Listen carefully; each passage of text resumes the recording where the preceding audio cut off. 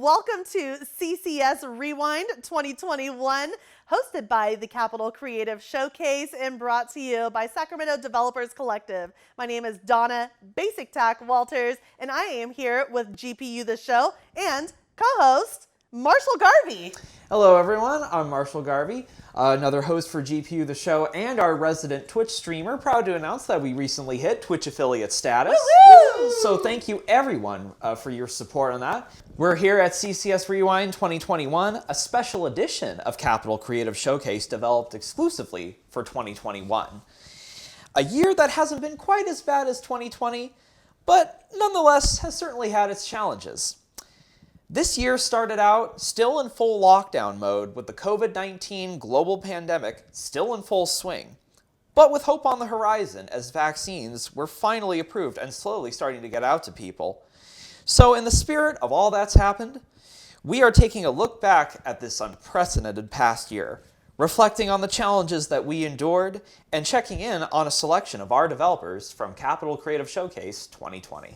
That's right, Marshall. We've invited some of our developers who participated in Capital Creative Showcase 2020 to come back and share their experiences with us. We asked them what it's like to continue developing, what was the most challenging part, what helped them get through that, and where they are now, as we are finally starting to get a glimpse of the light at the end of the tunnel. Also, we have a special announcement at the end of the show about what the future holds for Sacramento's creative community.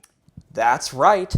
We have a special guest from Sacramento Developer Collective here today with a special announcement about where they are headed in the very near future and what we can expect from them coming out of this pandemic. I'm being told that they have some big news to announce, so stick around. That is something you don't want to miss, folks. I am so excited for that. It is about time that we got some good news. And I am sure everybody out here is going to agree that this pandemic has gone on long enough. I'm sick of talking about it. I'm sick of hearing about it. I'm sure you all, and us included, are ready to get back to normal.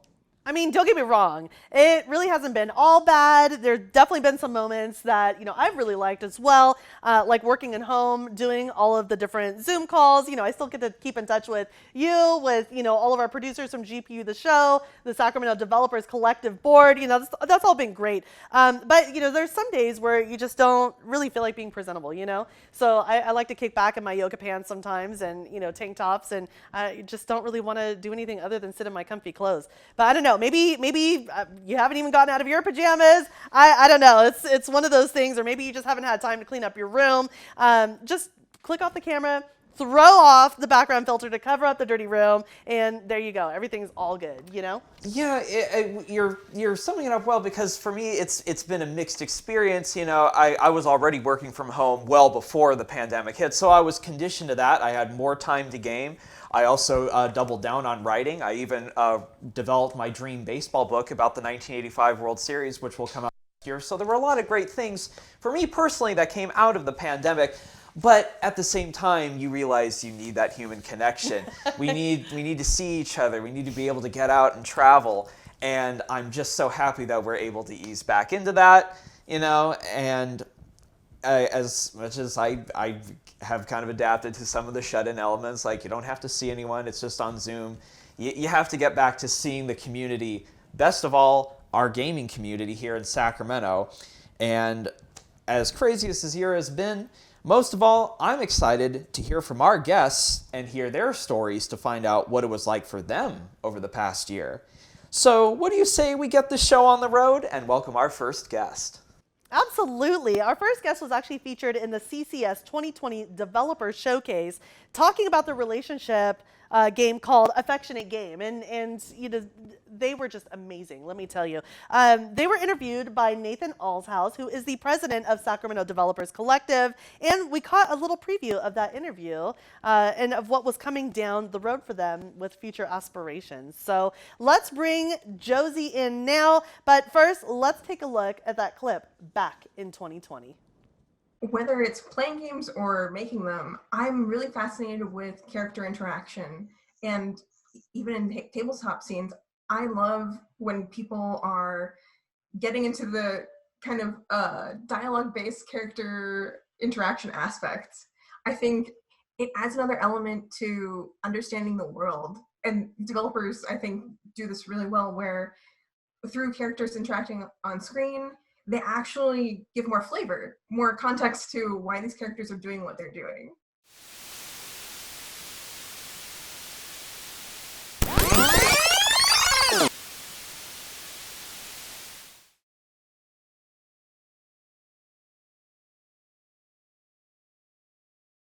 I'm Marshall Garvey from GPU The Show, joined by my fellow GPU host, Donna Basic Tack Walters. Hey, y'all. And it has been quite a surreal year to look back on in so many regards. Very unprecedented circumstances in which a lot of talented people here in Sacramento have had to make games or improvise and find new ways of developing.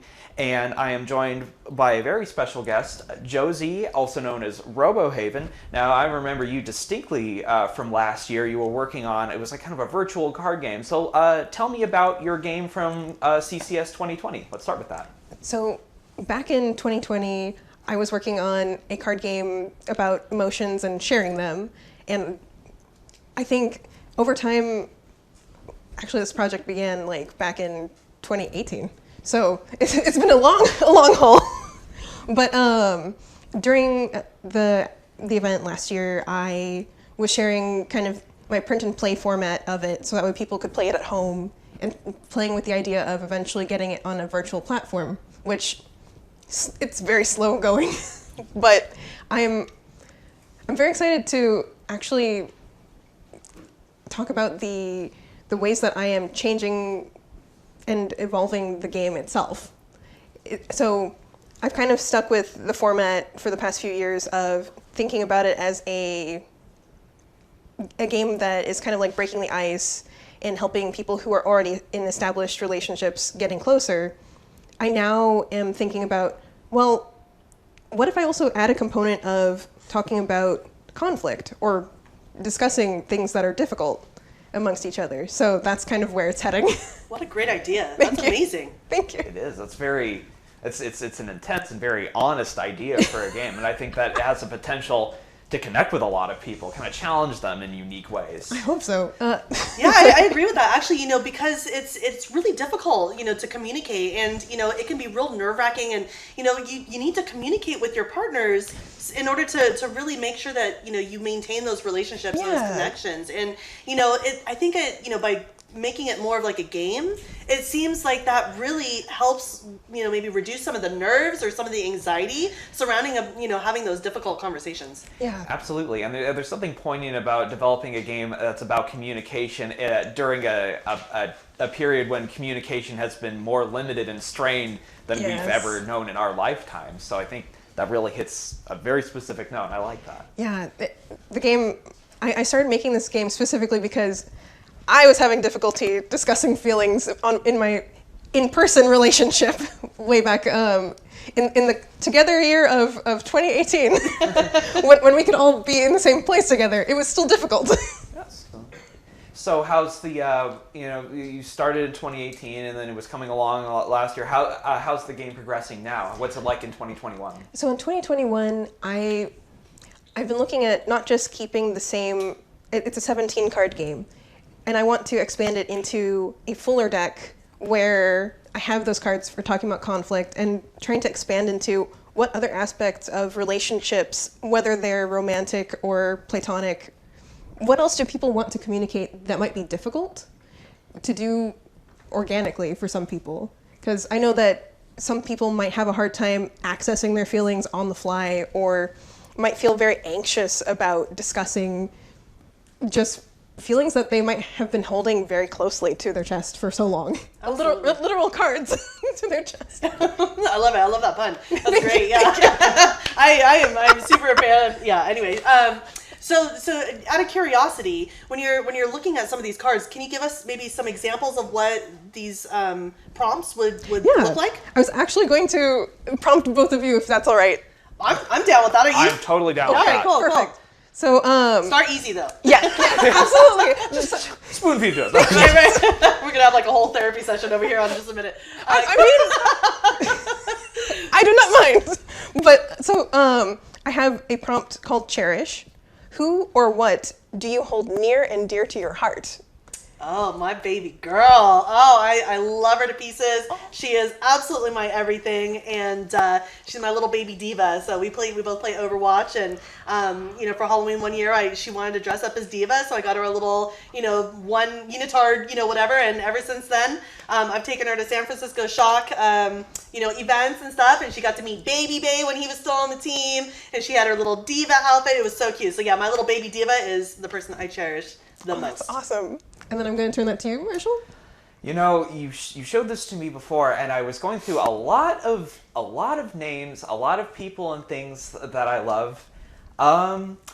I think I'll share. This is a very personal one. A baseball player named Joe Beckwith. He pitched for the 1985 Royals. I interviewed him for my upcoming book. He actually passed away from cancer 2 weeks after I talked to him.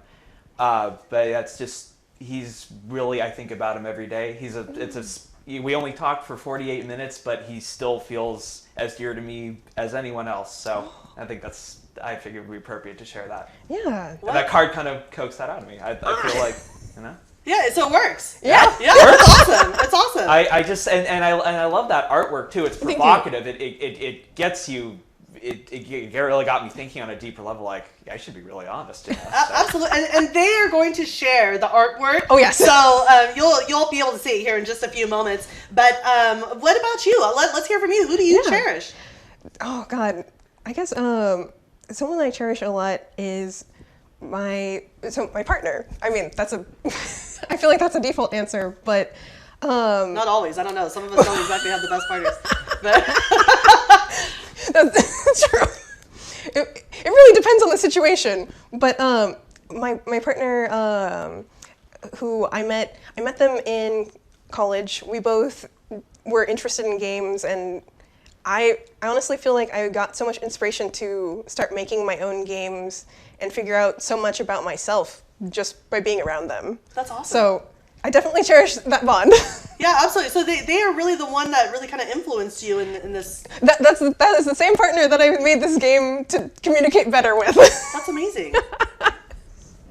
So tell me a bit about you said it's a 17 card deck. What is the size that it might be expanding to? I know that's something that indie developers can kind of struggle with, is like scope and how things can expand, and then it's like, oh, there's even more work, Yeah, the way that I'm thinking of this is eventually, so the cards are standard poker size. So I'm hoping to do an eventual 54. I'm trying to remember how many cards are in a poker deck. But I think, basically incrementally adding to that until I get a full poker deck. So it's kind of like just various expansion packs that exist with regular card games, right? Yeah, not just like regular, but you've got like Cards Against Humanity, Right. or Yes. Exploding Kittens, and Yes. then they come up with their base, which it sounds like your 17 cards Yeah. are, and then you have your expansion sets like you're talking about, and then they add another 10, 20, whatever the case is. And that's kind of the hope, is a very slow progression to getting that full deck, because I'm learning and growing along with these cards, basically. Excellent. Thank you. So is this the one thing you have going on right now? Let's talk about also going into the future, because this whole rewind, we're looking back, but we're also looking forward to, especially as things open up and people can meet and we can play games again. Is this your thing for the future, or is there anything else you have on tap? Aside from expanding Affection Game, I also am trying to, expand it to a drop of shirts and other, merchandise, because I'm getting into basically design for several things, like this shirt design that I've made here. I love that design. Thank you. Did you create this design yourself? Yeah. That's cool. A lot of my art is either robots or centered around eyes in general, because just like how I feel anxious about sharing my feelings, I also think that, sharing that I'm anxious, just letting you know with the eye motif and stuff.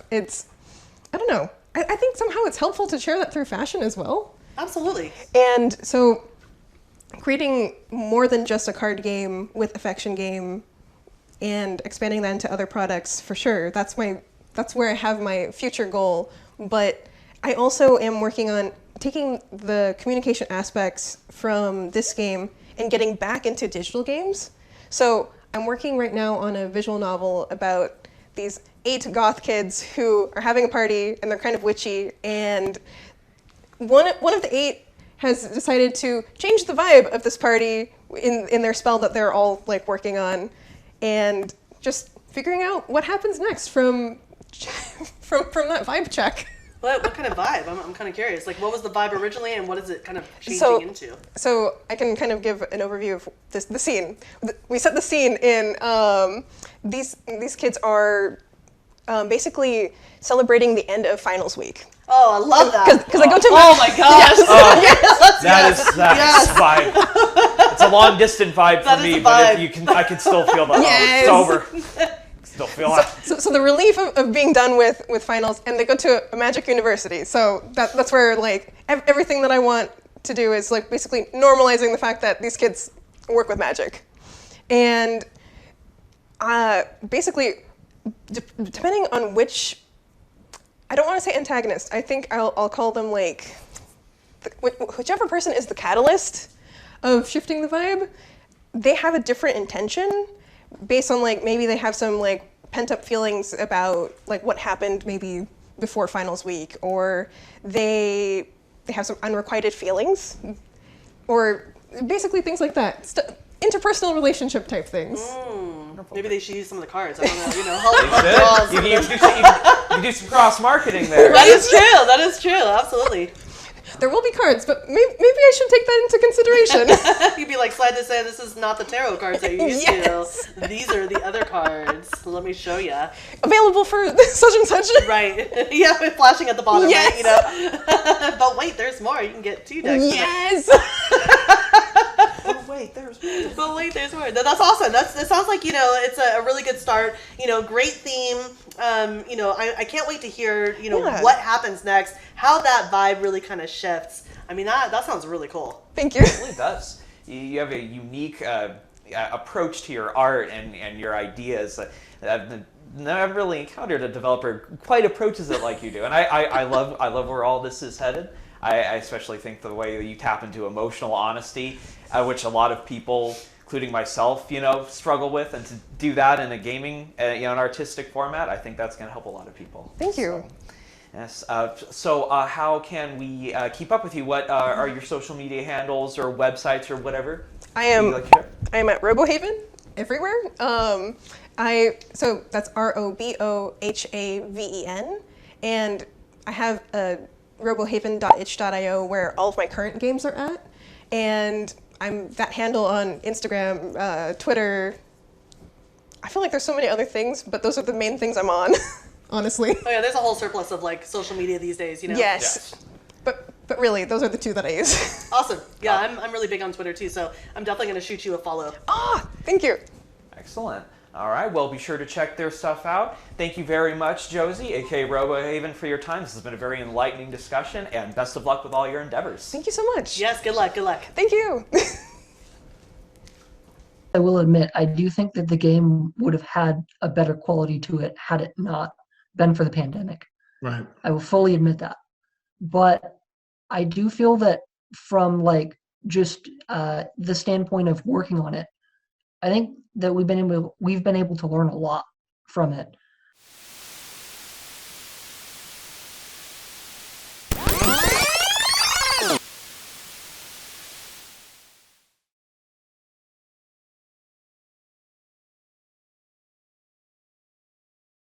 Hello, everyone, and welcome back to Capital Creative Showcase 2021 Rewind. I'm Marshall Garvey from GPU The Show, and our parade of wonderful interviews continues as I'm joined now by Kevin and Jen. They are the makers of the game Judgment Day, whose very clever and irreverent trailer you may remember from last year's showcase. So, Kevin and Jen, to begin, just tell me about the game and tell me the story of how it was made last year and its evolution through this very turbulent past year of the pandemic. Well, it was about the story of it is this girl who winds up dying. She just falls off a mountain because she was hit by a goat. And she dies, she goes to purgatory, and she shows up, and the gods are like, hey, so, funny story. We're going to have you guys do some puzzles because we think puzzles are fun, and if you pass them, you get to go to heaven, and if not, you're going to hell. This was born out of the Progressive Game Jam, right? Yeah. Tell us a bit about how you came up with it and how it's grown, especially how has it grown as a result of having to work through the pandemic. Honestly, it was just an idea that I had come up with like recently around the time of the starting of the game jam. For the 'Cause pitch day. yeah, for the Yeah. pitch day, because people were like talking about like pitching and they were encouraging people to pitch, and so I came up with an idea so I could pitch it, and like brought something together. I was not expecting it to win. Actually, it was the first time I had pitched something, honestly. So I was not expecting it to win at all, and then it did, and I was like, wow. So tell me more about your specific roles, your individual roles in making Judgment Day. Well, let's see. I was the sound designer, and I also did the music. So And lead producer. and I'm the producer. Yes. I helped with like some of the meeting scheduling. Like I would be like at the end of every meeting, whenever we met biweekly, I'd always go, all right, so like, well, are we gonna meet again next week at the same day? Does anyone have any differences that need to happen? Things like that, scheduling. I kept track of hack and plan stuff, trying to help people like stay on task and stuff, and tried to help like talk with people in the meetings. I guess that's what we did in the biweekly meetings, really. But so I helped manage that a bit, as well as the creation of the music and the sound design. So yeah, but of it all, the music was probably my favorite part, honestly. And I honestly do think that it shows. It really does. And for me, I was part of the narrative design. I want to be able to get into writing the story a lot more, so I was glad to like really expand on it. And since it was his idea as well, we collaborate on that a lot, on making sure it's going in the right direction. There are a few like hiccups on like what exactly constitutes a lava goddess Yeah. versus a sun goddess, which was a weird little confusion that we had with the artist. But we managed to clear things up in that. But outside of that, I also helped in a lot of the pixel arts. From there, pretty much got our team. I pretty much ended up being the project manager part of the team because I had my own experience as a software developer in the past. So like I got to help make sure we're all accountable, met like on a biweekly basis, or if not biweekly, at least once a month, just to keep ourselves on check. And I think with the pandemic, we know that impacted a lot of people, but fortunately for us, we didn't really have jobs to lose. So we pretty much took advantage of being students and kept going, and it wasn't as bad as I thought it would be for us. So yeah. Oh, good to hear. The game has a very distinct aesthetic, kind of what's the term, roguelike, or kind of looks like old Zelda games, the kind of old adventure games like that. What Yeah. are some of the main artistic and gameplay influences on Judgment Day? I know what you mean. Like it's got that like sort of like top-down 2D Yeah. pixel art sort of feel. Yeah. The inspiration that we were looking for art-wise, the artists, we went through several artists because of the pandemic, actually. But by the end, we were able to find someone who was really good. But the inspiration was actually like originally it was from old Zelda games and things like that, because we wanted to have sort of like an adventurous feel to it a bit, and the art style to feel like kind of lively and like this really like engaging atmosphere. It's like wow, it's really fascinating sort of thing. Especially since it's underground, so we also had to be sure of the color palette and make sure it's like in line because we have the first level as like lava oriented, so it's all ominous Yeah. kind of feel. Yeah, no, just from what I've seen in the trailer, it does have that ominous and atmospheric feeling. From what I've seen, I think you guys have nailed it. So how's the game doing now? Where are you at now with it? After the Progressive Game Jam, we kind of like went off and did our own things. I don't think the game has really been developed since. And it's just, I think there's two reasons for that, really. One is, like, where it's at now is great, but it was taking us, like, it felt like things just felt really slow in getting to where we wanted to be. Like, originally, we had, like, 3 levels planned. We were going to put 3 levels in, and then the entire 8 months after going through that, we were able to get 1 level in. And so there was that factor that was it was, we were progressing, but it was, reasonable enough to be something that would be worth continuing on. And the second factor was just our own lives. I know for me, I was, my college plans were changing. I was getting out of community, and I was going to have to go down to a 4-year, and that was going to make things a lot more hectic for me, especially because the school's called Westmont, and it's like a very academically heavy place, honestly. So I was going to have far less time to be able to contribute to it. Yeah, and I think with what was previously our advantage of being students, kind of went into play. Yeah. Yeah, especially. It's a double-edged sword. Yeah. Exactly. Oh, it's a great thing. Like, no school, pandemic, but now it's like, oh, okay. And we thought maybe we could try to meet up on school breaks, but I think it wasn't completely aligning with everyone's timing, so we figured eventually maybe like once things settle down a little bit more, especially with the pandemic lifting, hopefully that'll make things a little easier, and we do hope to try to maybe find one weekend or two just to recap on how we want to reapproach it. Yeah. And that's very understandable. Circumstances have changed so much for so many different people in so many unexpected ways over the past year. And that's interesting what you said, school was an advantage at first, to have the time, but now it's well, it's the other side. Now you've got so much schoolwork. Yeah. But it's good that you know to prioritize and know what's most important. So tell us a bit more about, for whatever time you have, what are some of the other projects you've been working on in the meantime? Or what do you have coming in the future as well, if anything? Personally, for me, I mostly have UX design that I'm pursuing right now. So I don't know how I can incorporate games into that other than how I want to showcase Judgment Day on one of my projects.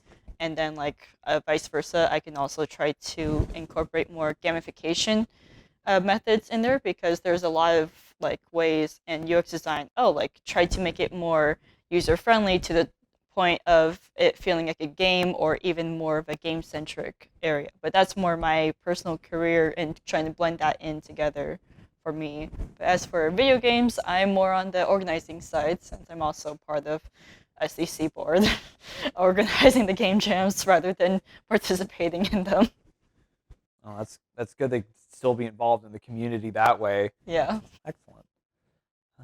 How about you? Anything, or has school just been taken up? Is that just your main focus right now, or do you have any other little side gigs or projects? I do. Okay, so I don't have a specific game that I've been working on, but it was really ironic. When I first went into the Progressive Game Jam, I was like, I'm going to learn so much about programming for games. It's going to be so great, because I was a computer science major at the time. I've since switched to data analytics, and I wound up doing none of the programming for Judgment Day. I did the music and the sound design. And sound design was tough for me, but I really loved doing the music. So I have been just in my free time, occasionally I'll try and write things up and just make my own little music and stuff and practice composing. So that's been really fun. How might we all be able to get a hold of you on social media? Do you have any handles or official websites people can go to for your work or for Judgment Day and whatnot? Our Twitter handle is actually judgmentday_GJ.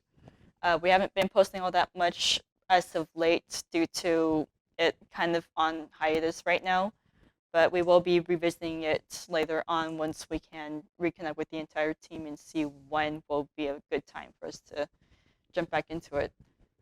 Yeah. Well, thank you very much for your time. This has been a wonderful, very revelatory interview. Thank you. Good luck with all your endeavors and Judgment Day, and back to you. Hacker Lab is a co-working and education space that is super community driven. There are a lot of co-working spaces in Sacramento. Ours is 24/7, which is not super common. Yeah, I've been a member for 5 years. I teach welding here. I also teach kids here. I, kind of use a lot of the different tools in here and get to do a ton of different stuff. Someone told me about a space where I could continue my passion for woodworking without having to buy very expensive woodworking tools. We have a full maker space including wood shop, metal shop, 3D printing, laser cutting, jewelry studio, photo lab. So if you are interested in trying one of those things, taking one of our classes is a great way to do it. If you are a member, you get steeply discounted classes and you get access to all of the tools and equipment at each space.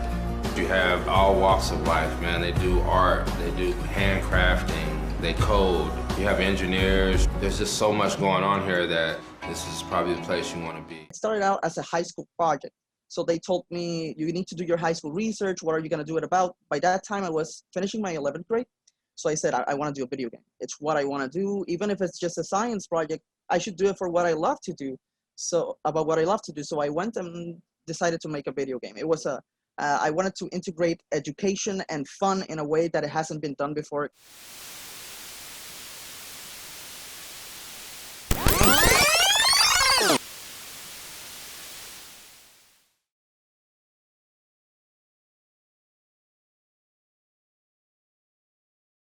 All right, and we are back. Again, I am Donna Basic Tack Walters here with the amazing Marshall. And we have somebody actually calling in from Puerto Rico, Gianni, and from Juny Studios. And we are celebrating today our Capital Creative Showcase 2021 Rewind session. So, Gianni, welcome. Tell us a little bit about what's going on with you right now.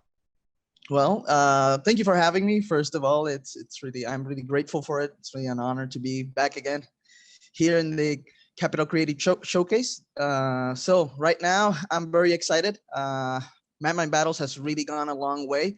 We have a lot of stuff coming about, and a lot of stuff that we've already done, a lot of updates we've been working on, and many things coming at the end of 2021 and at the start of 2022. So I'm really excited to be here.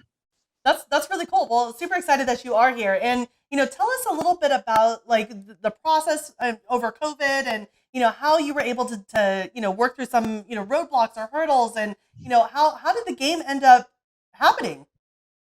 Well, we actually began working before COVID. So we had reunions. We used to share a space, the team, Juny, and it was, when we came together, a lot got done and very effectively and very easily because we communicated, we were there face to face, and it was a very easy process in getting work done is what I mean. But once COVID began, it kind of got harder in that aspect of communication.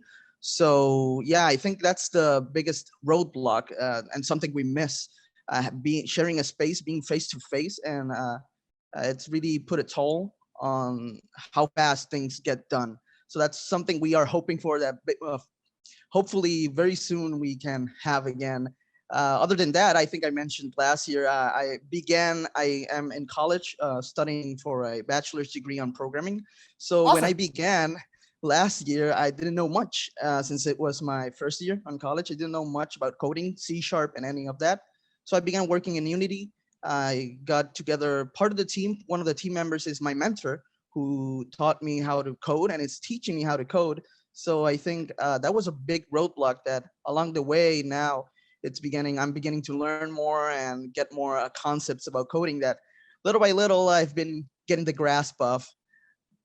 So that's amazing. Also. So tell us, a big element of this year's show is sort of the then and now, the past and the present, and then we'll talk about the future as well. Tell us about your game and tell us how it has evolved during this tumultuous past year. Of course. So Mad Battles began very simply as a turn-based battle system, which works a bit like Kahoot. If you know what Kahoot is basically so you answer a question, and if you get it in the game, in Mad Battles at least, if you get it right, you attack the enemy, and if you get it wrong, the enemy attacks you. So that's the back and forward, so that you can beat the levels and progress. So we've added a lot. Back then it was just endless battling, but now we have through the updates added a bunch of new stages that basically created a narrative to the story, where now you have an actual little story in the game, which prefaces for the big project that we have planned for Mad Mind Mazes, which will be in the future. But yeah, we've added story. We've added many more characters. We've collaborated with other creators to add their characters and in our games. For example, we collaborated with a friend of mine, a young talented man called Alexander Guzman. So he has a project called Retrospectrum. So we worked with him. We added his characters to our game. We've added a grading system which allows you to, after a battle, it tells you how much score, a percentage of how much score you've had through the battle. We've added pets, critters also to the game.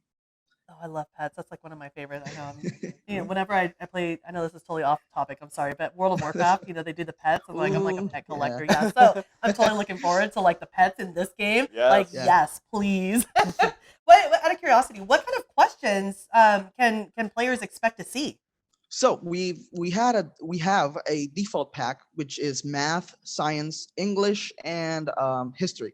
You can choose that default pack, or you can choose custom battles, which allows you to create your own questions, your own question pack, which we call the materias.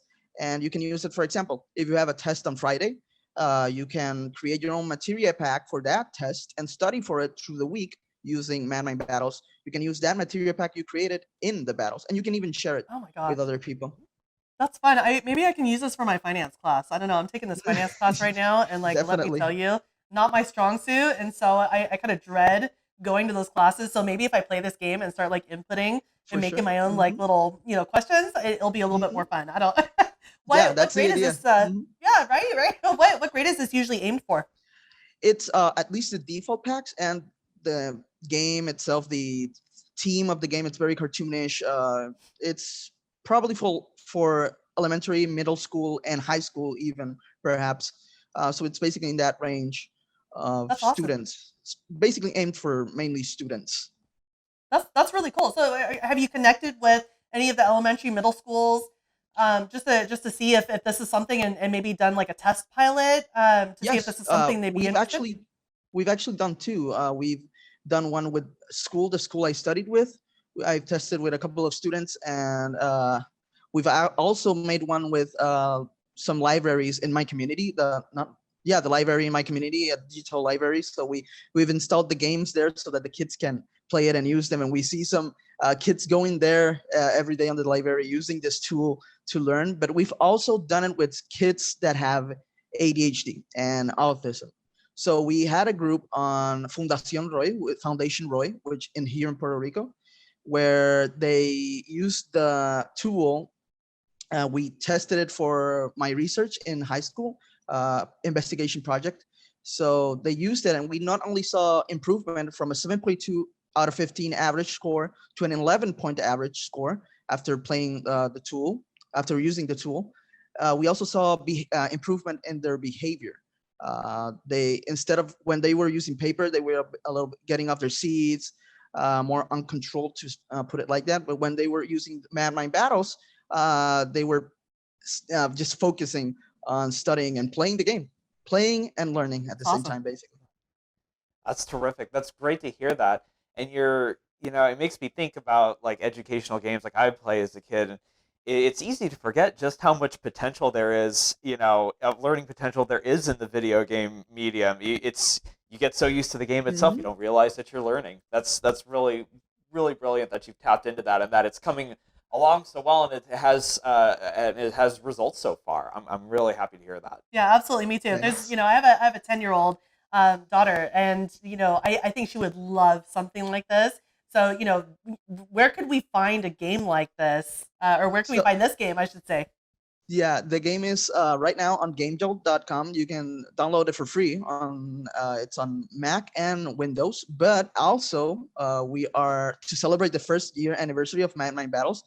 This August 5th, we are releasing it for free on the Play Store. So it's gonna be on mobile too. Easy to download, and you can take it anywhere. That's perfect, because she just got a phone. Terrific. There you go. So the theme, kind of the pattern, as we talk to all of our guests for this showcase, is past, present, and future.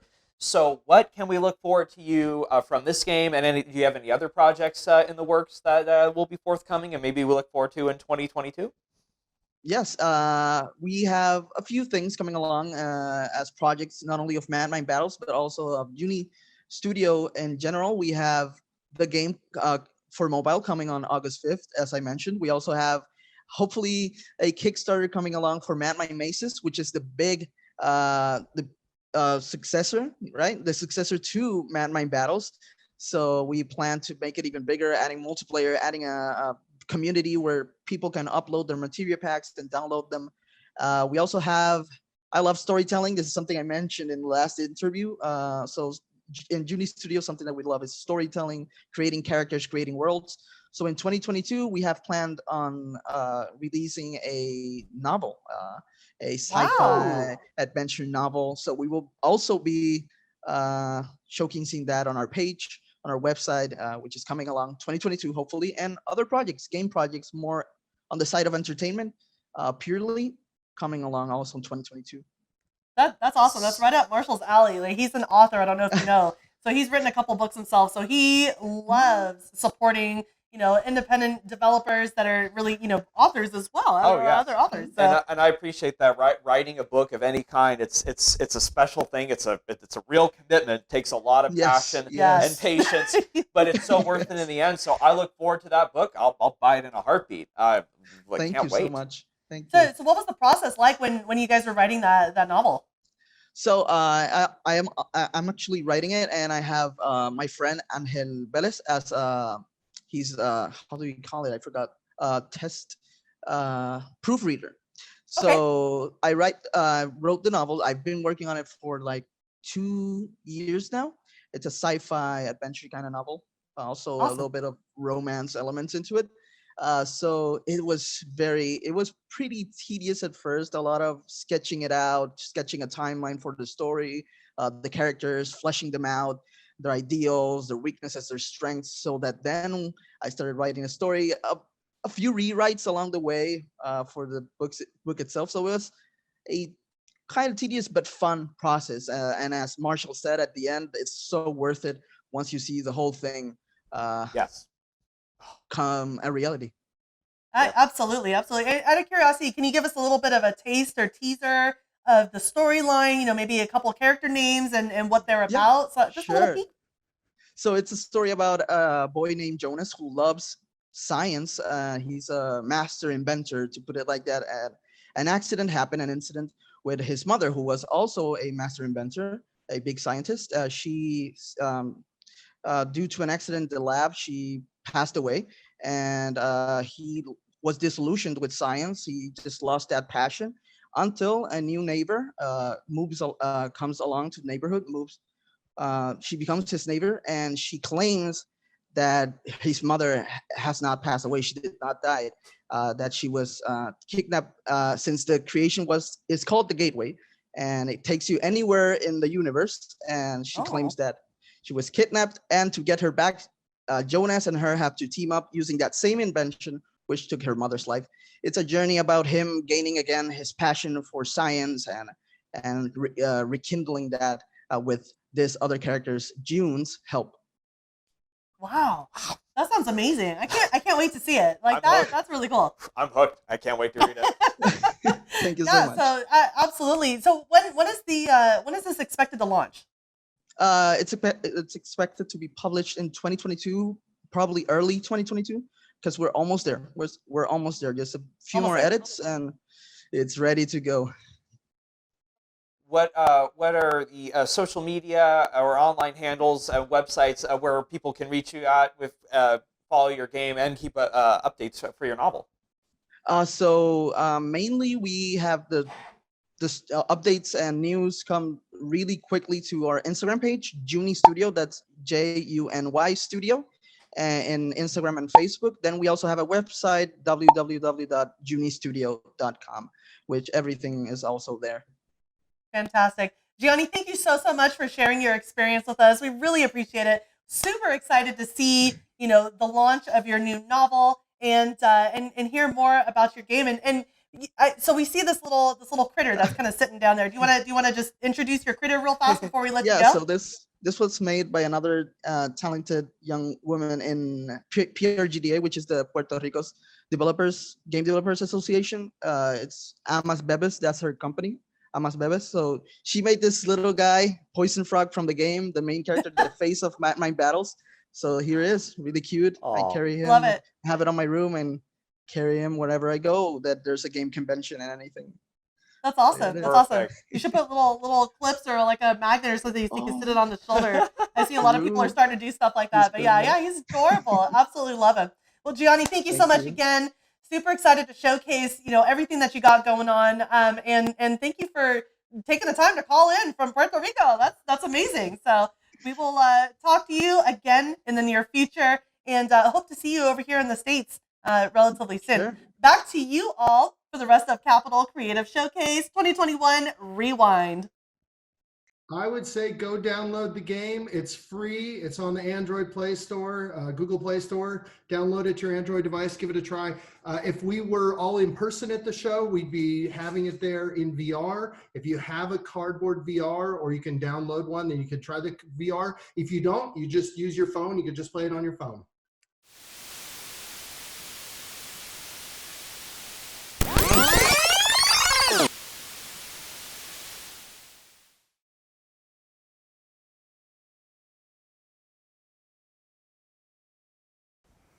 Hey everybody, welcome. My name is Donna Basic Tack Walters, and I am here with GPU the show, but at Capital Creative Showcase 2021 Rewind. I'm also here with Pete Ho Hansel and Kyle the winner. Hello. So we are here to talk about Substitute Santa. So that is something that we talked with last year during Capital Creative Showcase. And you were telling us a little bit about, the development of the game. Tell us what happened with that game. We really set out to have a nice, good production game and to have it, planned out, ready, built out, and then finished on time, which we ended up doing, which was nice because awesome. I think we've had a lot of games in the past that have, most of us have done something where we started something and then kind of just petered out and it just kind of didn't. But stuff gets in the way and you're unable to finish the game. But I think it was a success in that we wanted to finish by CCS 2020, and we ended up doing that pretty much on time, and so it was a nice success in that way. That's awesome. So I heard that there might have been a couple little bumps along the way. What happened with some of these road bumps? Obviously we had the whole work from home situation, and for the most part the entire team was already kind of removed, as normally we would meet in person on occasion, but ultimately it kind of has a tragic ending because we made a game for cardboard. Okay. And the summer before Capital Creative Showcase, Apple said they're discontinuing support for cardboard. I'm no, there goes all the Apple App Store people. Let's keep going. Okay. We're going to finish this game. We're going to get it done. And then Google discontinued support for cardboard right in November. Okay. After the CCS, Capital Creative Showcase.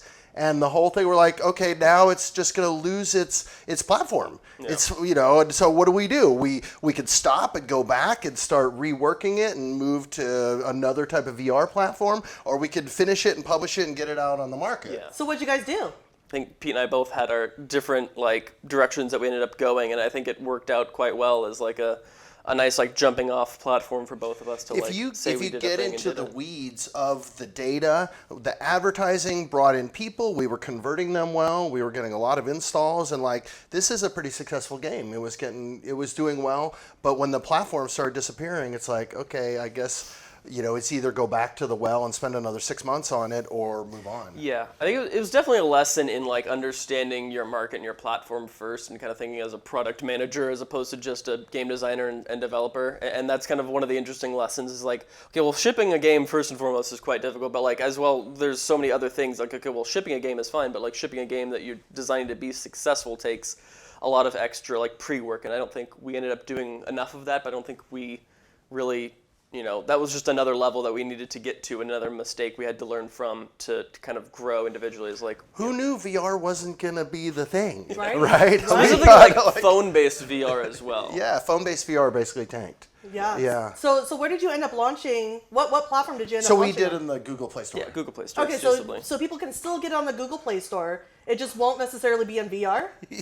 Yeah, well, so we did do one smart thing, Okay. and that was we programmed it as both a standalone phone game that you could just play with your phone, or you could put your phone in your phone VR unit and play VR. Okay. So you could play it without the VR. Okay. And most of the people ended up playing it without the VR, Right. even though we had dreamed it up as a VR game. Yeah. And that's okay, because not everybody had the the cardboard, and Yeah. Right. apparently And it wasn't popular enough, so that's why they discontinued it. So Right. it's a good thing you guys did do a really smart thing by kind of covering your grounds and all your bases. Yeah. And it definitely allowed us to kind of broaden our market for having non-exclusively to VR capabilities, and so that was a nice thing that we were able to do. And it was kind of initially just used as like a testing platform, and then we were like, let's just keep this in because it'll I don't know that many people who have the cardboard headset or the Gear VR headset, and so being able to allow for those just phone games is a little bit nice. Absolutely, and there's a lot of people that play them. So it's just so Yeah. easy to download them on your apps, on your phone, and then just open up the app and just start playing. It's just so great. So if you could do it all over again, and knowing the things that you know now, what would you do differently? I think we probably would have. I think the team was perfect. Like, we had a really nice, well-done team. Like, everyone was incredibly professional, and we worked very well together, which I think was great. We had great communication across, every single avenue. I think it was just the particular genre of game and the platform that we decided to put it out on we were definitely a little bit late to the party with that, and I think we may have picked something different and maybe leaned more into, like, Pete and Thompson's board game expertise and kind of lean into that a little bit more, like we had with some previous games and stuff like that. Awesome. So basically, this game was a great, kind of launching point. Provided a lot of learning opportunities, I guess you can say, right? Which is always a great thing, because now you can take that in with your next game. So what do we? Oh, you look like you. I was just going to say, video games and board games, it's a hit business, and you just got to keep putting out products, hoping that one of your games will hit. And I've worked on hit games, and Kyle's working on a popular game now, and the only way to get that hit game is to keep putting out titles, and maybe Substitute Santa will be the one, or maybe not, but the only way you know that is to get it into the store and start pushing it. So the lesson learned is don't ever stop, just keep doing it and keep going. And I think there's definitely I've heard this time and time again, it's like the perfect being the enemy of good, and that's the issue that I'm constantly seeing people struggling with, is they want to have this perfect, flawless game, but like the perfect game that never ships is not a perfect game. Absolutely. And so I think focusing on just having this thing done, even with all of the roadblocks we had, having COVID happen and change the way that all of us worked, I ended up not being able to work my normal day job, and so like that was a different thing, and being able to kind of roll with those punches and just like, I just want to get this done, and let's just say that we're done with it, and like be able to we got to ship put our it. name on it. If you don't ship the game, what are you doing? You haven't done anything. Right, you got to ship it. Yeah, absolutely. So it sounds like you guys really persevered, through all the challenges that you faced, COVID included. I know that was a really hard thing for lots of people, really. I mean, we all suffered from it. I know GPU, the show, had to go from in-person to, online only events. We did roundtables, and so, pivoting is really pivotal, right? So awesome. Kudos to you guys for really understanding, like, hey, we have limitations, we had some challenges, we can overcome these challenges, this is how we're going to do it, and then you just shipped it, and that's awesome. So huge congratulations to both of you for Substitute Santa. We're going to call it a success. Yeah. And but I'd love to hear about the games that you guys are now creating. So Pete, let's start with you. Yeah, what are you creating here? So before doing video games, I worked for a board game company.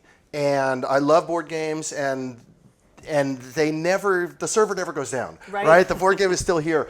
Unless you I have games that, you can lose a piece, but I have games that came out 15 years ago that I could still play. I can still grab it down. People still play them. I have 20 video games I worked on. I can't play any of them because the back-end servers are gone and the game has disappeared. The platform changes, and there's nothing left. And in a way, now that I'm kind of getting older, I want things that are going to be sustained and live on. So I did this game, was my last game, Bike Route Sacramento, and that's selling, and that's a lot of work right there, selling the games and all that. And this is the one that we first met, because we first met at the California State Fair, and this is the one that you were showing people. I had a demo copy. Yeah. So I hadn't made it yet, but I had a demo copy, and you saw the demo copy, and then I printed thousands of boxes. And this is the full version. The full deal, yeah. The full version. That's cool. Yeah, it's been fun. So then this one's your new one. So this game is a game that came out in 2004 that I worked on a long time ago. It got nominated for an Origins Award, which is like the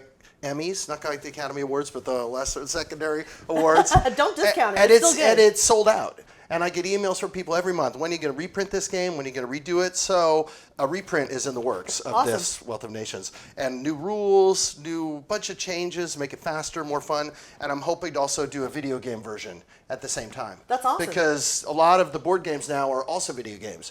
Because sometimes you can't get 4 or 5 people together. Right. You still want to play the game. You go online, you play, hone your tricks and your skills, and then you can really whoop them the next time you play face to face. Yeah, so it's like a nice little hybrid, like a cross, between, what we used to always play together and sit in our living rooms, the board game, the actual physical thing, versus, what we have going on now with our video games, and then just really merging those two. So awesome. That's cool. Excited to hear about how the reprint does. So next year, hopefully next summer, do a Kickstarter for that one. Okay.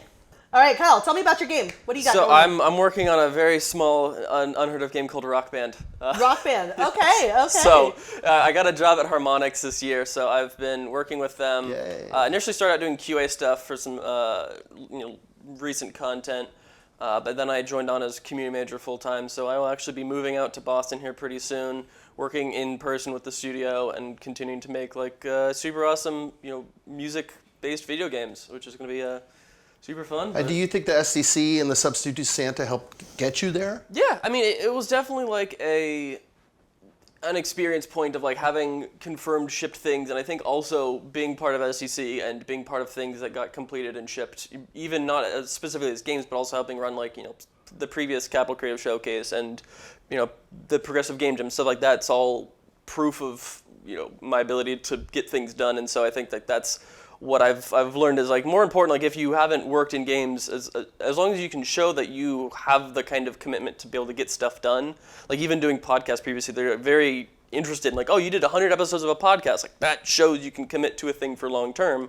That's what we want, and we can teach you the soft skill or the software and all that sorts of stuff, and so it was kind of definitely a helpful part of that. What was your favorite part of working on Substitute Santa? What little type of activity? I think we finally had a good team, which was an important thing, and having that understanding of how a good team works has helped me in Harmonix as well, because I think you, me, Thompson, and John all worked very well together in communication. We were all we're not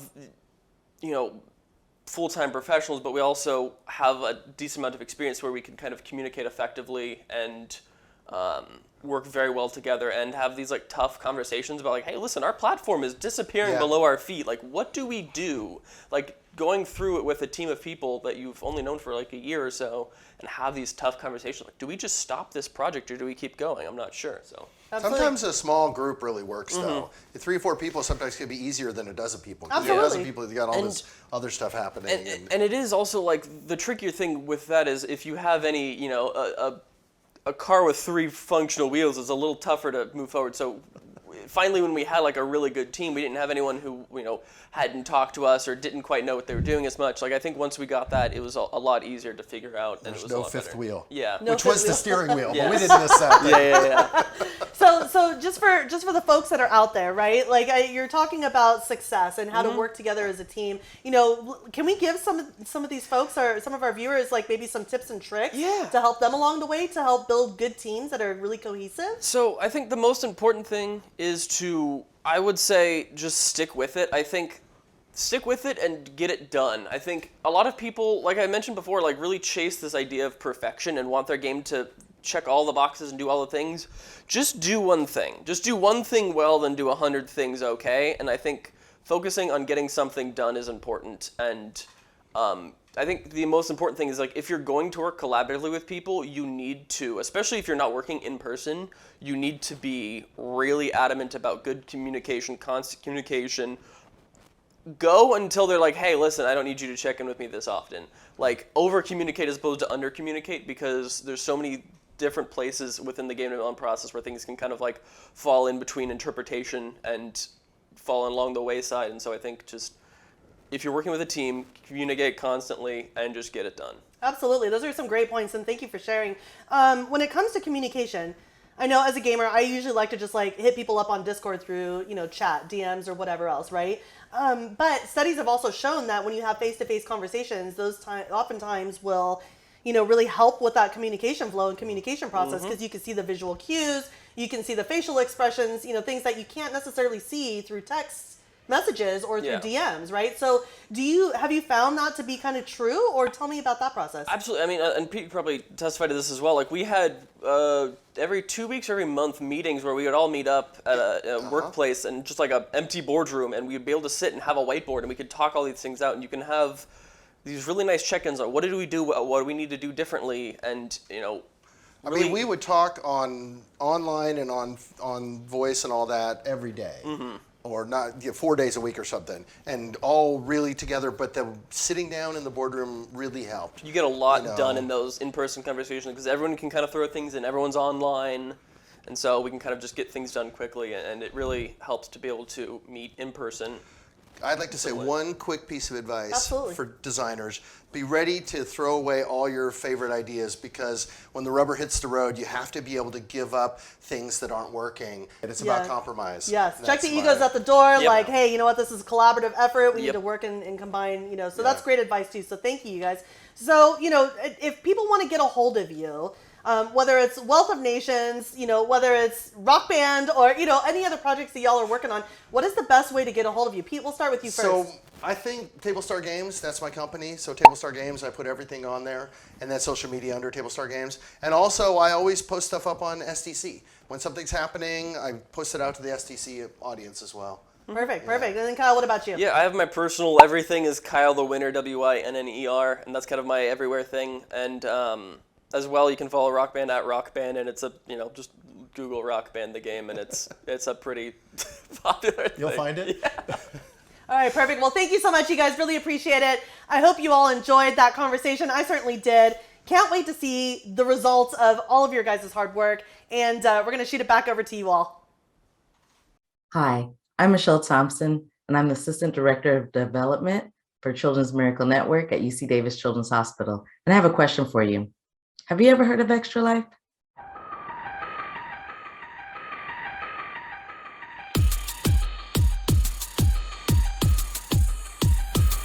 When we all come together and just bring in the charity love, there's no going back. It's the best thing in the world.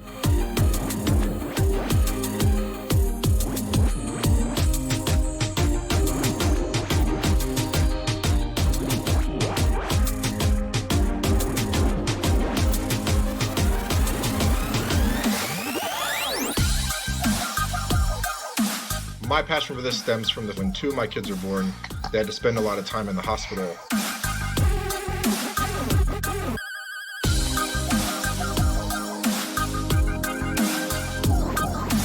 As many of you know, Extra Life began in 2008 in memory of Victoria Enman. At that time, it was a local fundraiser for Texas Children's Hospital, where Tori fought her cancer. At Victoria's house. Hi! My name is Joellen Inman, and I'm Tori's mom. And this game is not over. Some families, the game is just beginning. We've got a long ways to go. That road is a long road.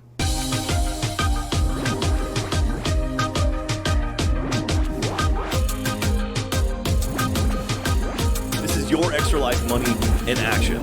Now, doesn't that sound exciting? I bet you're wondering how to get involved. Well, locally, Extra Life raises funds for UC Davis Children's Hospital, and the funds you will be helping us raise are going towards gaming equipment and various units in the hospital, which is greatly needed, especially during these times. So, want to get involved locally? I thought you'd never ask. So join us for our Sacramento Extra Life Guild. We meet virtually every third Thursday, 5:30 to 6:30 p.m.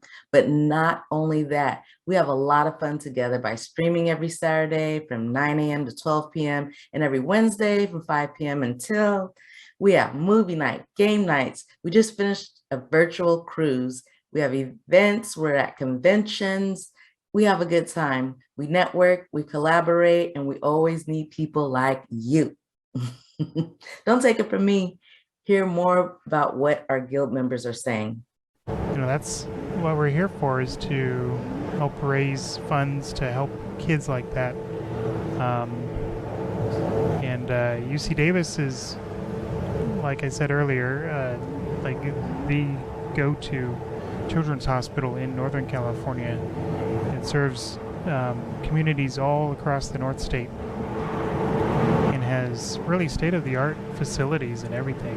That's why we're here. Me and everyone else on the team, we're here to help those kids, help those families.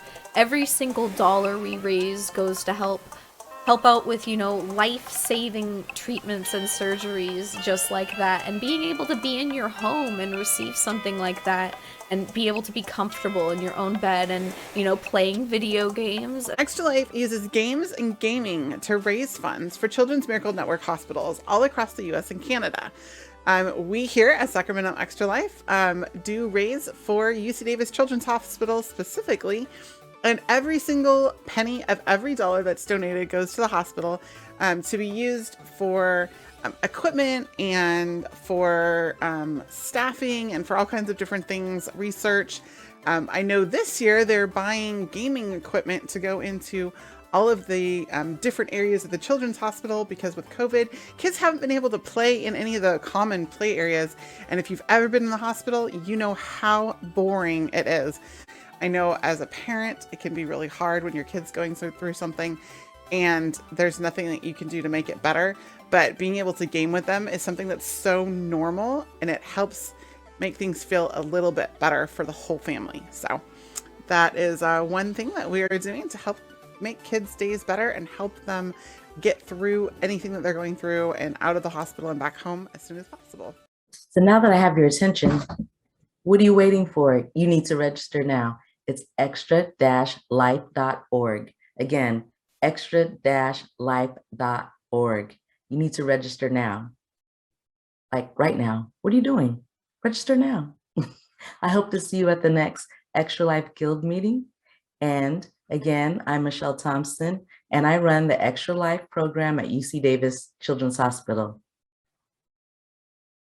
The name of the game is called Mocha Mania, and it is inspired by the 80s arcade classic games like Donkey Kong, Miss Pac-Man, and you are taking control of our donut heroes, Maple and Glaze, and they have to chill out Cup of Joe, the bad coffee cup, because he's been over-caffeinated. And so each stage you're collecting a sugar cube to sweeten him up, a bottle of cream to mellow him out, and a spoon to mix it all together while you're avoiding his flying coffee. So.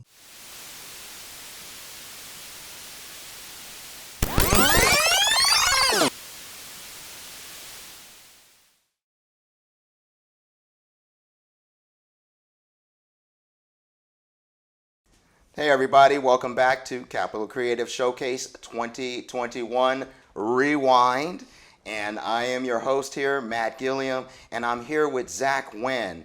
Zach, how are you doing today? I'm doing great. How are you doing? I am doing fantastic. Good. Now we're here to talk about, or talk again, about your game, Mocha Mania. Mm-hmm. And so it's fun 8-bit or looking game with awesome music and stuff. Can you remind our audience about the game concept and what it is? Yeah. So Mochamania is a classic 80s inspired arcade game, thinking of Donkey Kong and Burger Time. And it is following the adventures of two donuts that are being chased by a crazed cup of coffee. And they have to climb their way up Mount Java and collect key ingredients to progress each level. So that's the whole idea of it. Yeah. Wow. And you know, we looked at this game in the past. Maybe we have some footage of it that we could look at from the last time we interviewed. Can you tell us what inspired you again, or remind us what inspired you to make this game in the first place? Yeah, it was actually my first official project whenever I was learning Unity and game design just in general, and I wanted to come back to it just to complete it, and I really liked the idea.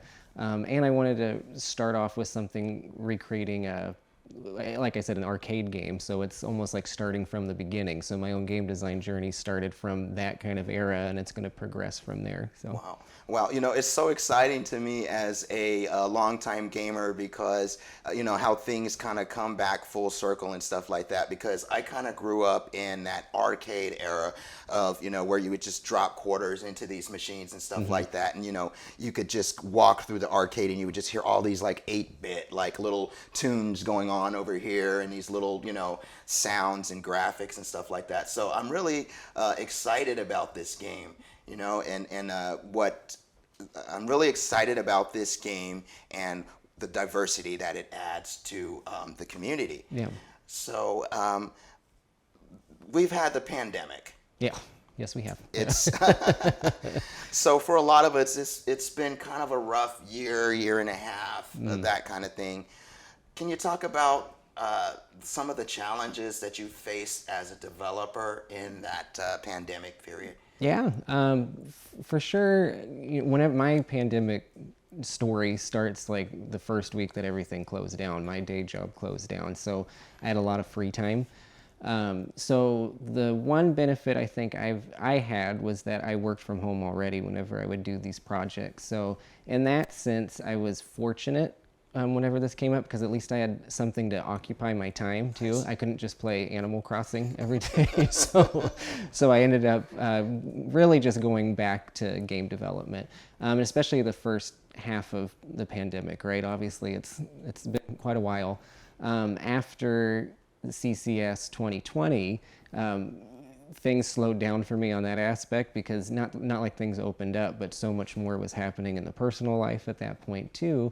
And so it took me a while to actually get back into game development. And I think a lot of it was just, we were all kind of depressed after a while, right? Especially during the holidays and you're still locked inside. So getting over those hurdles, those mental health, problems and situations that we've all kind of dealt with, that didn't really take effect for me until the second half of it. And so trying to break out of that and get back into a work mode and motivation and inspiration to actually get back into game design was definitely a hurdle for a while. It was a challenge. So yeah.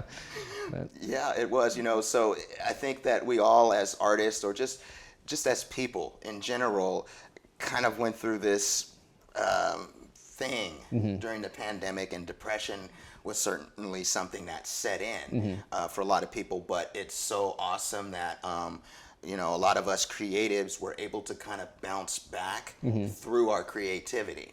So it was like, what's going to bring me out of this depression? What's going to get me like rolling back again, even though I'm locked in, and that kind of stuff. And it's like, your art, your creativity and that kind of stuff. So talk about a little bit about when you first got back into it. Were you rusty, or how did it feel like?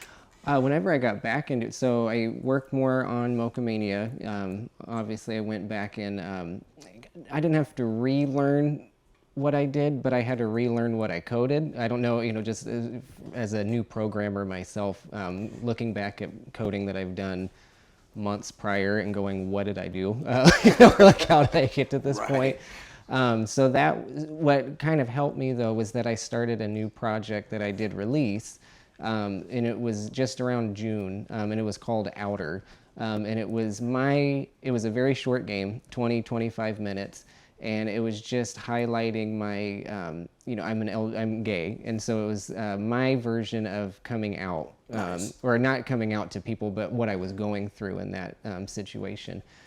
So making that game helped me, because not only because I started from scratch, I could kind of relearn and get back into the hang of things. Yes. But then it also helped me go through all of the the issues that I was going with depression, anxiety through the pandemic, kind of reflecting back on how I felt as a closeted individual. So that game alone was a huge help into like pushing me back into development and back into the rhythm of things. So wow, I mean that is such an exciting and inspiring little tidbit there, because you knocked out so many birds with just that one stone, and just being able to kind of come back to your creativity, but also kind of breaking the chains of the coming out of the closet and that kind of stuff. So congratulations, that's fantastic. Thank you. Yeah. So talk a little bit about Mochamania then specifically. So what's different about Mochamania now versus when we talked before? Yeah, back last year whenever we did this, the prime just base game was completed almost with a few tweaks.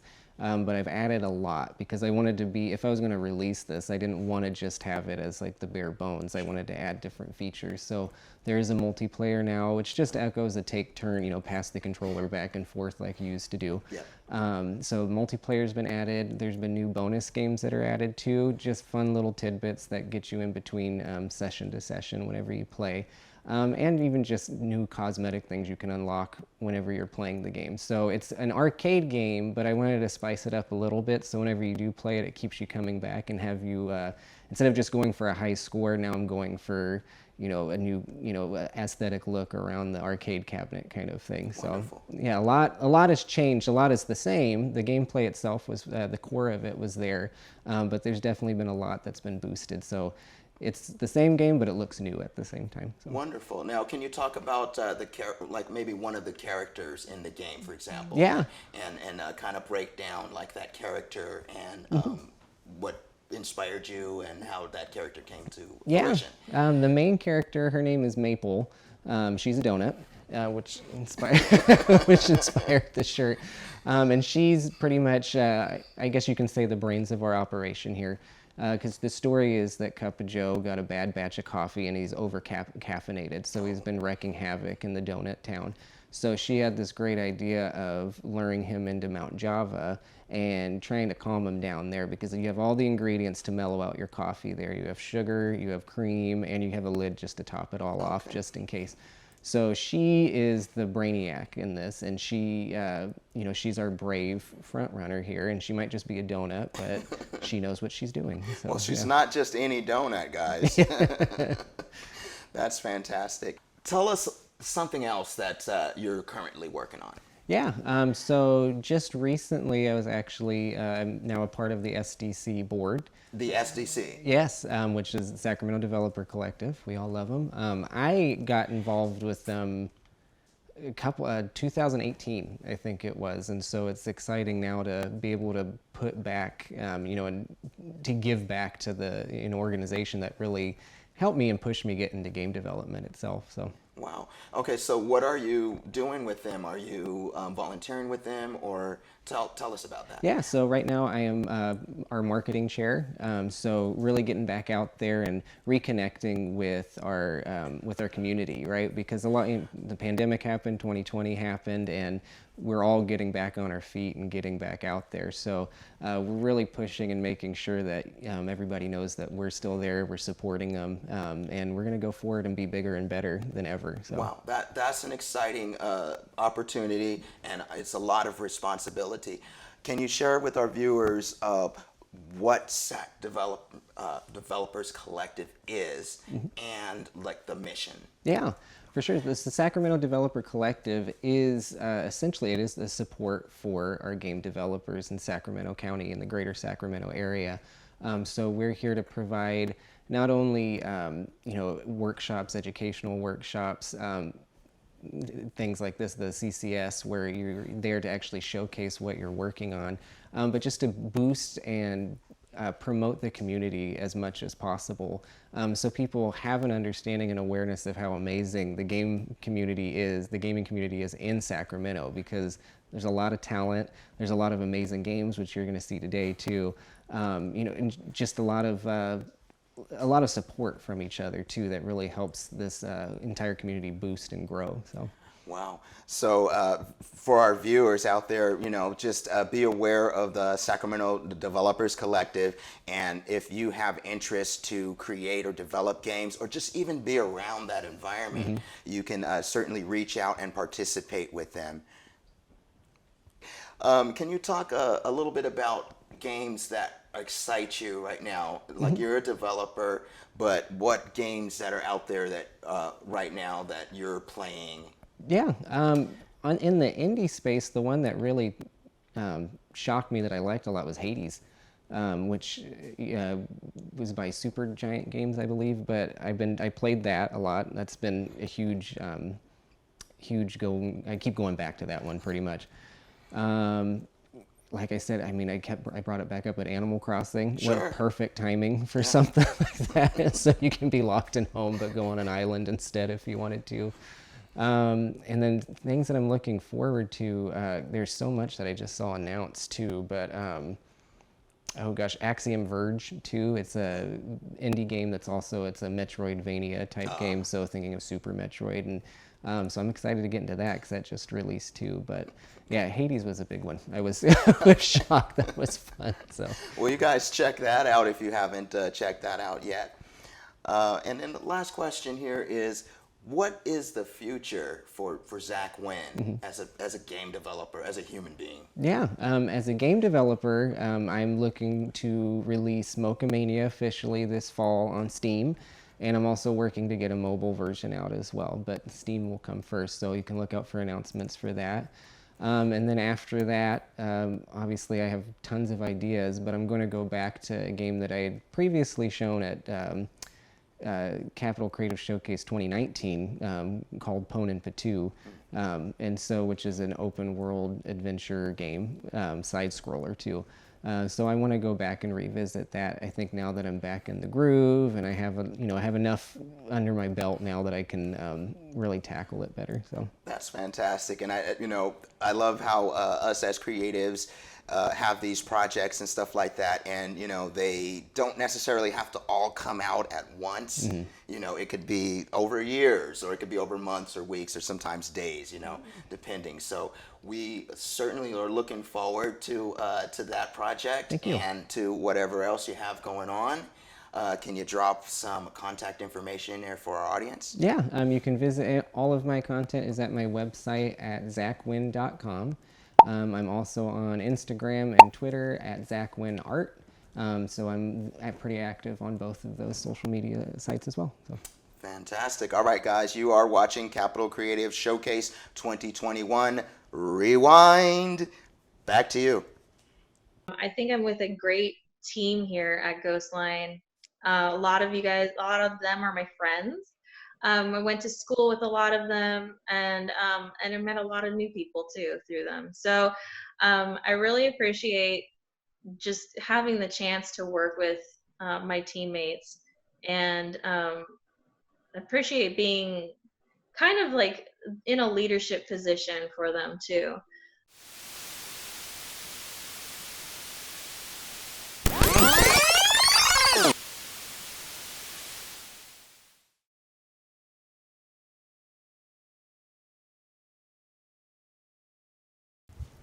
Hey everybody, we are back at Capital Creative Showcase 2021 Rewind, and it's your host Matt Gilliam from GPU The Show, and we are here today with Kara and with Laura, and they are representing the game Captain Kit's Odyssey.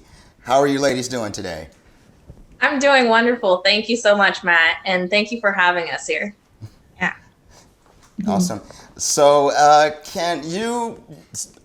So you ladies did an interview with our illustrious host, Donna Basic Tack, before talking about Captain Kit's Odyssey. So can you describe to us what's happened over like the last year or so with the pandemic and any challenges artistically or personally that you guys have faced since that interview? Wow, that's a really big question. The pandemic hit a lot of us really hard, especially California. A lot of my teammates ended up needing time off in order to go and do odd-end jobs because they had lost their main job. So they had to take time away to care for their families, and a lot of progress was put on hold for a while. But in the end, things start rolling around, and as soon as we got back on track and started with our new project plan, things started coming in a little bit easier, and kind of taking reins of the ship and holding everybody together, reminding them every week, checking in with them every week, and just being more of a cohesive team and talking, communicating better. Nice. And what's your experience, Laura? Well, I'm a nurse, so enough said, I suppose. But yeah, it still is very challenging. Actually, funny enough, the start of the pandemic wasn't as like bad as it is now so much. But yeah, it was tricky. It was tricky to come back into the assignments and write and do the things that I needed to do when, you know, my shift last night was crazy and they're constantly calling in for overtime and double time just because of the amount of patients, and they're all very sick. And yeah, so just staying healthy was like the biggest thing for me. And keeping my children and my husband very healthy at the same time. And so there's that constant fear of not knowing, oh man, well, I was exposed, am I going to get sick, and that sort of thing. But you know, we've been maintaining, and just like Kara said, we just maintain constant communication and contact, and you know, just checking in with one another, and just taking small bites as we can, you know what I mean, doing little things. And Kara's been great about constantly checking in with us and making sure that we're still able to do things and being flexible. So it's been great having her at the helm, you know, making sure that not only is progress getting done, but it's getting done in a reasonable way. That's so fantastic, you know, because a lot of the creatives that we have talked about how their art or creativity or the thing that they're creating has been kind of a thing that's been a center point to kind of keep people from the depression, to keep people, you know, kind of like centered and, you know, in communication and that kind of stuff. Because, you know, when you're collaborating to create art and things like that, you know, essential communication is an essential part. And so for a lot of us that went through like bouts of kind of depression or loneliness and that kind of stuff during the pandemic, this creative art stuff has been something that has brought us back or revitalized us or kept us on point, you know, kept us still in, you know, a creative mind state and away from depression. Mm-hmm. So with that being said, so you were actually able to make some progress on the game then during this time of the pandemic, is that right? Yeah, well, that's the great thing about doing what you love, and it's a passion. It brings you joy. It brings us joy. So to get back into that mode where we bring ourselves joy through our creativity, through the things we love to do, I think that has kind of been a focal point that holds everybody together. It's a consistency that people really enjoy. Also leisurely, but especially right now when things are uncertain in the world, having that consistency can kind of help you from going off the deep end, so to speak. True, very true. So what type of things have you done to the game, Captain Kit's Odyssey, since we last talked to you? Yeah, I'm so excited to share with you these new things that we've done to the game. We have a few updates. We created a new HUD, sorry. We created a new HUD. So it has more of a spaceship look to it. So you feel like you're in the cockpit now with Captain Kit and are going through the levels. We also added some new functionality. We've added some fuel stations, so they act like your save point throughout the game, as well as a way for you to get more fuel, which is your lives. We've also added a weapon selection system, which shows up before every level because we realized some of our powers were they're more like ultimate powers. They're like a little too OP. So we decided to go with this weapon selection system where you can select up to 3 weapons before you go into the level, whichever ones are unlocked, and then go from there. And we've also added an item store where you can buy frames, boosters, profile pics, backgrounds, and then an edit profile menu where you can change your backgrounds for some of the levels, the ones that you've unlocked. And then you can view your achievements, select your daily rewards, and change difficulty settings. Then we've also added a little widget here where you can reset the story mode because some of your achievements require you to reset the story and do it again. Wow, that's a lot of upgrade and stuff. So you definitely maximized your time here doing stuff with during the pandemic. So, you know, one of the most enjoyable features to games for me is kind of that customization aspect and stuff. So I love that you added that. Now, does that mean that there's those dreaded microtransactions with this game, or how does it work? Well, you can you can use the microtransactions to get ahead, but we do offer the currency as rewards. So if you're consistent and you keep playing through the game, you can earn enough to buy some of these things and unlock them through the achievements. And some of them you can only get through achievements. You can't really get through buying in microtransactions. So those are the ones you can really flex on your friends too. Oh yeah, we must flex in gaming. Yeah. So some of our audience out here missed that last interview that you guys did with Donna Basic Tac. So can you give our viewers here a refresher about like the basics of the game, what it is, what it's about? Sure. Captain Kit's Odyssey is a match 3 game based on Space Kittens.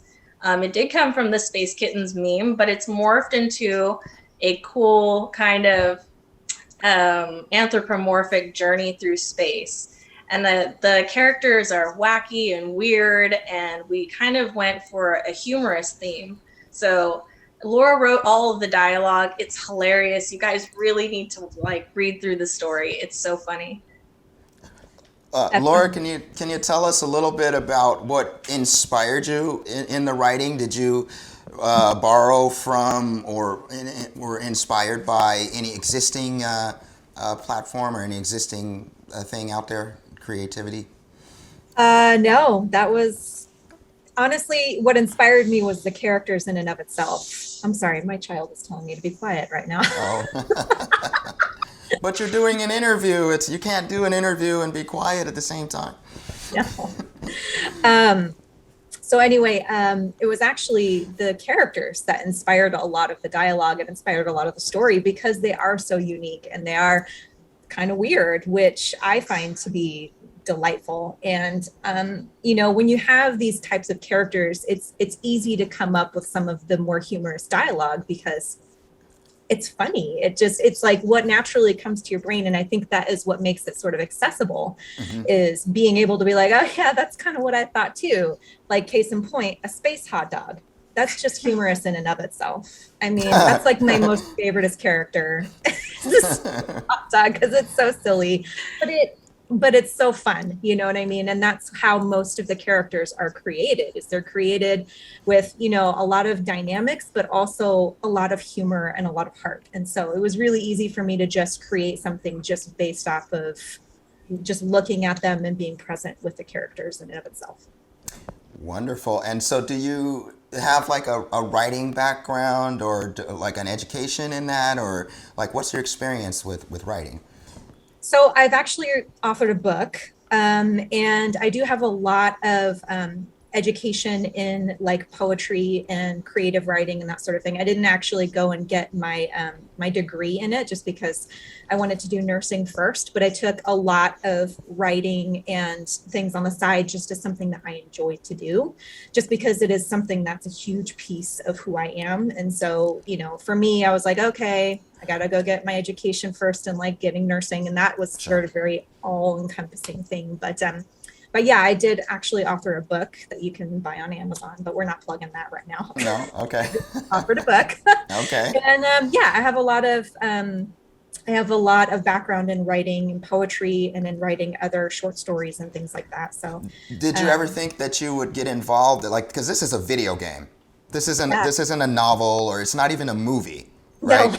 This is a video game. So how did you guys come together, and like how did that work out? It's funny. I didn't think I would ever be involved in video games, but Kara and I hooked up through a mutual friend, and her and I have been very close ever since. And, I think I don't know if maybe because her and I are both Pisces and we both are very imaginative, and, we're female and we're kind of awesome. So, we just connect, in many different ways. And I'm just happy she likes the stuff that I write, because half the time I'm like, hopefully it's good. I don't know, because I literally don't know that much about video games except for playing like Call of Duty with my husband every now and again. And then like, I don't know, like other lame games that nobody knows about, and then I'm just Right. doing my own thing on the side. I think that's like what's great about you though, Laura, is because you are so untouched by the community that your writing is just, it's so genuine. Yeah. And it's very like, it's a combination of now like the meme stuff, you know, the stuff on the internet, slang, and just out of this world random stuff. We have references to all kinds of pop culture things in the game. So Yeah, that's the only thing I got. Well, it's a very, you know, it's a very important part of gaming nowadays and stuff, because the technology is there to tell complete stories. Now, when I started gaming, it was little pixels and that kind of stuff, and we had this thing called Pong, and then there was the whole Atari 2600 thing, and you know, you couldn't express really a story vocally or written and stuff. There was just kind of music and stuff like that. So it's awesome that storytelling is so prominent in games now, and in games of all levels.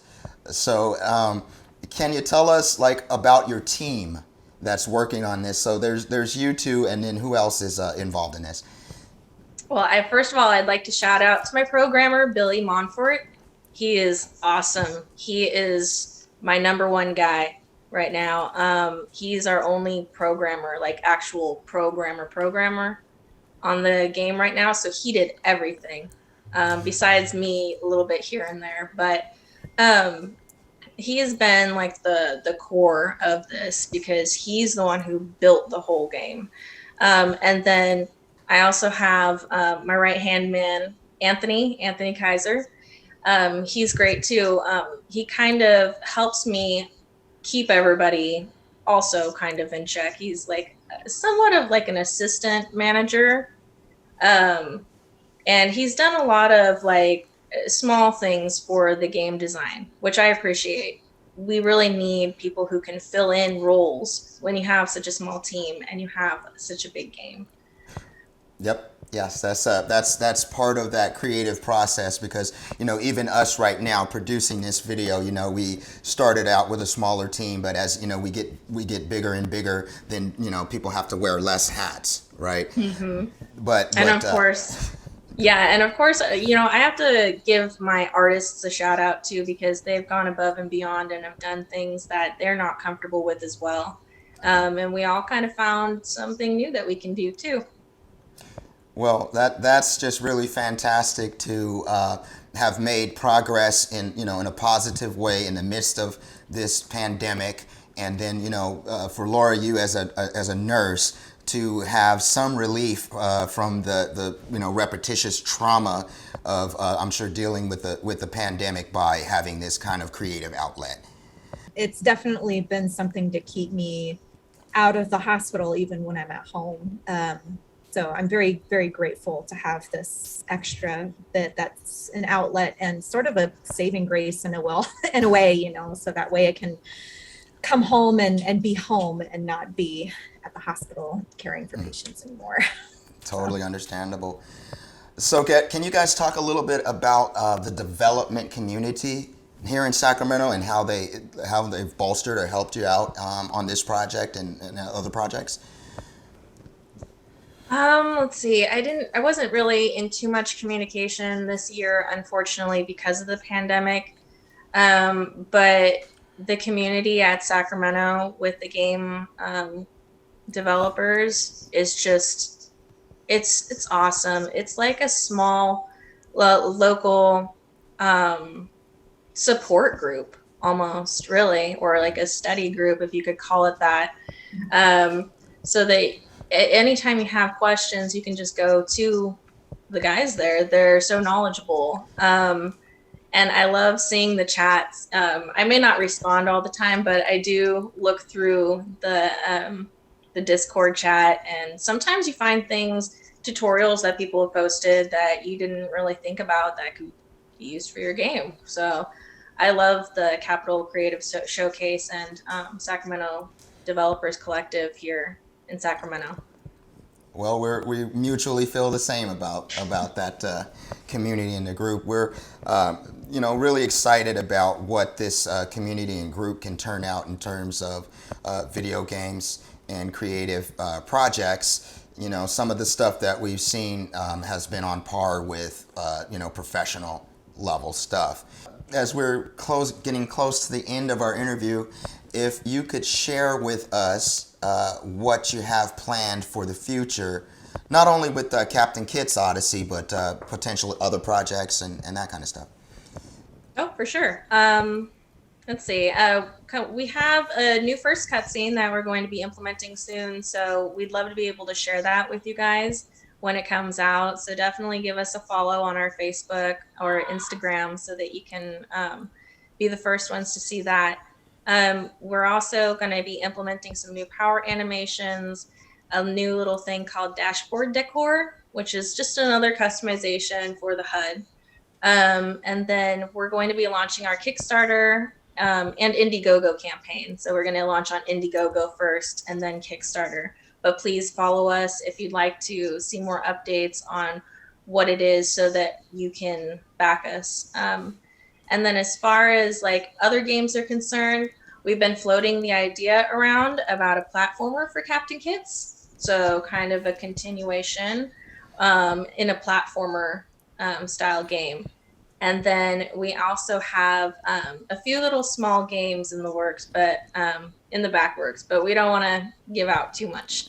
Okay, yes, no spoilers here, and you don't want to lay out your creative ideas so that somebody else can come in and steal them and that kind of stuff. So understandable. Exactly. And Laura, any future plans for you as well? Well, I am in the process of writing my second book, so hopefully that'll be, I don't know when that's going to be done with all the things that I've got going on. And you spoke of hats earlier. I feel like I've got like 8 different hats. So that's sort of what I've got going on. But really, whatever Ghostline has me doing, that's kind of what I'm really excited about. And whatever fun writing I can do for the games that we're producing is like the best thing. I'm really excited for what we have to come. Well, this is awesome and very exciting. Audience, keep your eyes open for what's going to happen with Captain Kit's Odyssey. I'm really excited for this game and how the final version and how it's going to come out. And ladies, if you can go ahead and drop that that contact information so that our audience can check in and see what you guys got going on. All right. Well, you can check out our website. It is ghostlinegames.wixsite.com. And then our Facebook is Ghostline Games. So you can just search us up, Ghostline Games. And then the Instagram is @Ghostline Games. All right. You're watching Capital Creative Showcase 2021 Rewind. This is Matt Gilliam from GPU The Show. Back to you guys.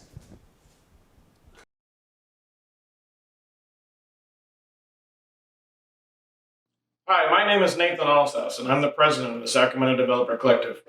I'd like to thank each and every one of the developers and creative talents who shared their time with us today, and to all the cast and crew who helped make this second virtual edition of Capital Creative Showcase possible. It has not been an easy year, and we appreciate everyone's willingness to contribute their time to helping us put on this show.